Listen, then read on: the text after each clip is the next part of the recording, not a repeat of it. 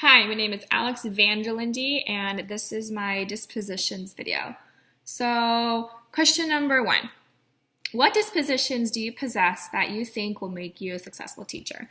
So, I read all of them, and I personally think that 4 of them stood out for me that I possess the most as a teacher in my classroom. And the first one is educators should believe that all students can learn and should set and support realistic expectations for student success. So I believe that all kids can learn, all students can learn. It's just finding that perfect little area of how to teach them and how you can get through to them. And it takes time and effort and energy, but once you find that, it's awesome. And having to support realistic expectations is also a very huge one. I don't want to set the same expectations for every single one of my students because their abilities they range differently. I have students who are nonverbal. I have students who have Down syndrome. I have students who are autistic. I have students who cannot walk. And having all of them have the same expectations isn't fair for all of them. What's fair is challenging them to be the best person and student that they can be according to their abilities. The second one is educators should recognize that reflection combined with experience leads to growth as a professional. So at the end of every day last year teaching, I thought about my day teaching and wanted to figure out how I could have made it better or what I could have done differently. And it was great because it's a learning thing. And if I mess up, oh well, I can't beat myself up over it because I have the next day, and I don't want to be too hard on myself when I have students who absolutely need me for that day. The third disposition is educators should demonstrate professional friendliness, warmth, and genuine caring in their relationships with others while providing intellectual, emotional, and spiritual support.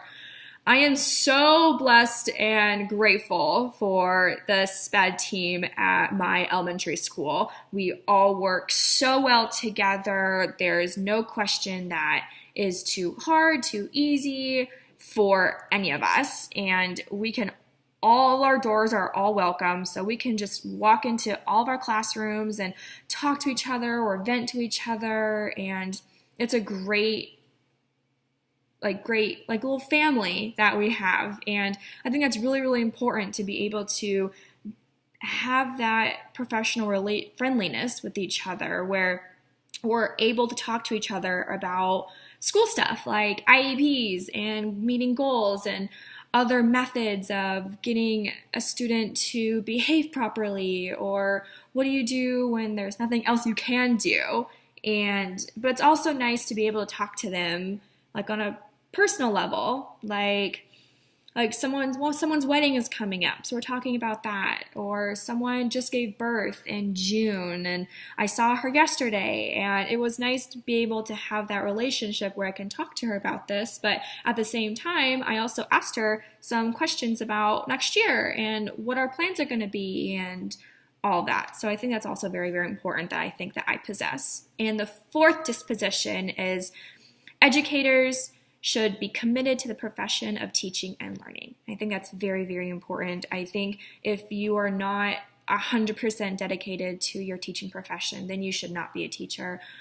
I am absolutely in love with teaching and what I do and my students, and I think that reflects on the amount of time that I spend at the end of every day at nighttime, on the weekends, just preparing and making sure that their needs are going to be met and they're going to be successful. And I'm committed to my classroom, and that's what I think all teachers need to be. There you go. Question number 2. What dispositions do you need to work on before you enter the classroom as a first-year teacher? So I've only been teaching for 3 months, but technically this is going to be my first year actually teaching from start to finish. And one disposition that I really need to work on is educators should promote and support curiosity and encourage active inquiry. So I'm a life skills teacher for kindergarten, first and second grade students.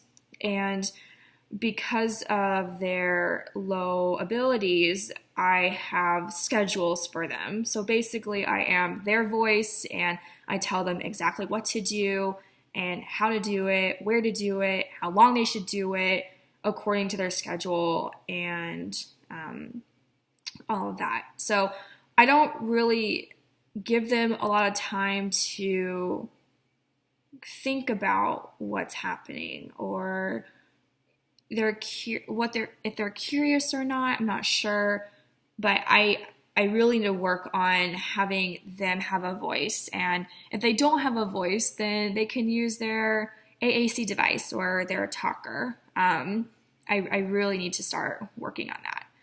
And question number 3, what does a professional educator look like and how do they behave and what standards guide their thinking and actions? So I think that all teachers need to have all these dispositions, if not most of them. They need to be prepared for the day and they have to look professional. For me, I'm a life skills teacher, so I'm able to get away with wearing leggings and a loose t-shirt because I am constantly on the floor picking up kids, not really picking them up, but being more in their personal space, and accidents happen. So I'm allowed to wear that stuff, but anyone else, I feel like you have to look the part. You have to look as like a professional, and teachers are professionals. So I also think that they need to be excited for the day, and because that energy reflects onto their students. Students know what you're thinking and how you're feeling. So if you're excited, then their moods are going to change, thinking, oh my gosh, my teacher's excited, so I'm going to be excited for today. The teachers are also, they're a teacher, they're a mom, they're a dad, they're a guidance counselor, they're a discipliner. That's just how teachers are, and we all really know that. What standards guide their thinking and actions? I believe that all standards need to guide all teachers. Standards are put into place to make the teacher the best teacher that they can be. So if teachers strive to talk or teach to the standards, then they're going to be the best teacher that they can be according to the teaching standards. So that was my disposition video. I hope you enjoyed it. I'm sorry it is about 8 minutes long, but I'm a talker, so thank you for listening, and I look forward to hearing your comments.